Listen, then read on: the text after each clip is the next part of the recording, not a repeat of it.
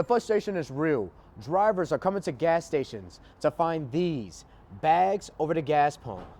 Now, despite the shortage, the association says there won't be any shortcuts when it comes to the training process. So the NIC will be open 4 days out of the week and operate at 50% capacity. Businesses on Main Street say they're anxious for the foot traffic that the historic theater could possibly bring. Even though using premium or unleaded may not make a big of a difference to your car, the expert says there's one mistake you don't want to make. Unfortunately, Mother Nature had other plans for these potatoes. They're starting to rot due to the extreme heat. Eastover's mayor did decline an in-person interview with us. However, he did tell us that they expect to clean up these potatoes Monday morning. This side of the church was split right down to part of its foundation. However, these people of faith say that this hurdle will not get in the way of them coming together as a church family. Well, absentee voting was supposed to start today in Richland County, but that date was pushed back to next Monday. However, not everybody got that message, which led to a whole lot of confusion at the Richland County Voter Registration and Election Office. Several people tried to vote, couldn't, called our newsroom to voice their frustrations. News 19's Devin Johnson tells us more. This is the Richland County Voter Registration and Election Office.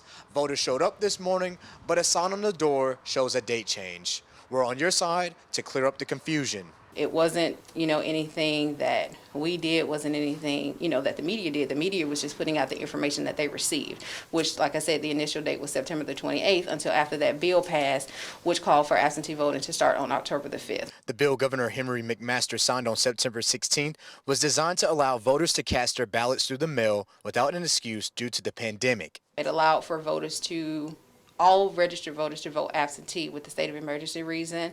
And there were a few other things, that it allowed for voters to do, but I think those are two of the biggest changes that the bill called for. You can fill out your application to receive an absentee ballot by mail. That is the only process that you can do today. If you want to complete your application to vote in person, that starts on October the 5th. Fill out an application to receive an application. Yes, we know that sounds confusing, but this is the only thing that you can do before October 5th.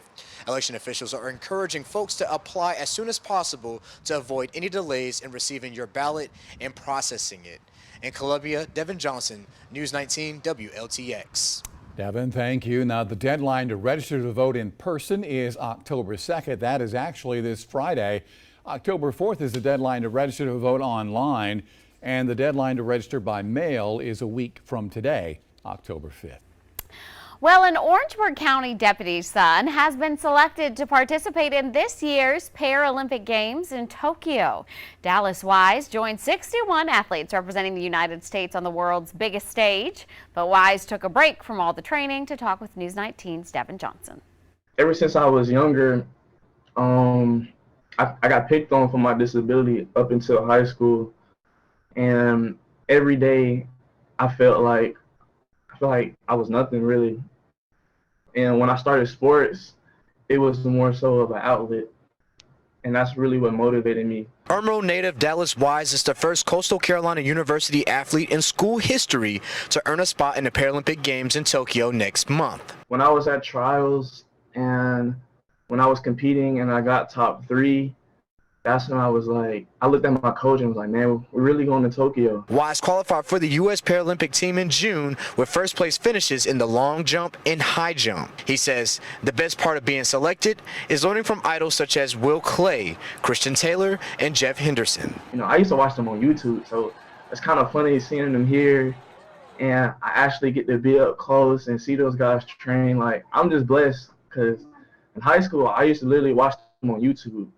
Before meets and stuff. According to the Tokyo 2020 Paralympic Games website, TF45, TF46, and TF47 are for athletes with arm deficiency, impaired muscle power, or impaired passive range of movement in arms, with athletes competing in a standing position. Wise was born with Ehlers palsy in the shoulder, which made him eligible to compete. I keep telling people I'm an Olympian and a Paralympian and stuff. I don't know. I feel like I didn't do anything yet. I just feel like I'm just getting started. The Paralympic Games will be held from August 24th to September 5th. Wise will compete in the long jump on August 27th and the high jump on August 29th. As of now, Wise is getting ready at the Chula Vista Elite Athlete Training Center in San Diego. Devin Johnson, News 19, WLTX. And thanks for being with us for Friends at 5. I'm J.R. Berry, in for Darcy Strickland. And I'm Andrea Mock. Some shocking news in the academic community today. South Carolina State University President James Clark has been fired effective immediately. The school's Board of Trustees making that decision during a special called meeting today. News 19's Devin Johnson was there. I move to terminate President Clark's employment agreement for cause pursuant to Section 7.1 of the employment agreement, effective immediately. James E. Clark has been ousted as South Carolina State University's president after 5 years on the job. South Carolina State Board of Trustees made their decision during a special called meeting Tuesday morning, saying they fired him for a cause under the terms in his contract. However, they did not clarify what the cause might have been. The board thanks President Clark for his service to South Carolina State University over the last 5 years of his term and wishes him much success in his future endeavors. The board took no other business in executive session. However, Chairman Jenkins made a motion to name Army retired Colonel Alexander Conyers to be acting president for the time being. And I move that Colonel Alexander Conyers be placed as acting president of SCSU until further action by the board is taken. Colonel Conyers has been serving as the Vice President of Strategic Alliance and Initiatives since May 3rd. The decision for Clark's removal comes after the school's Faculty Senate gave him a vote of no confidence and asked for a leadership change back in March. A few issues they outlined in that meeting included low enrollment numbers and the plan to return to campus during the pandemic. It's been so many different changes, since I've left that institution. And, being an alumni, I want the best for the institution. Janet Lucas says she graduated from SC State in 1985. She believes the latest news is not a great look for the institution, with school about to start up in about a month. However, if the trustee board to get together, they find out that, things are just not moving. He's not moving and shaking things, and that's what it takes nowadays. You got to be a mover and a shaker.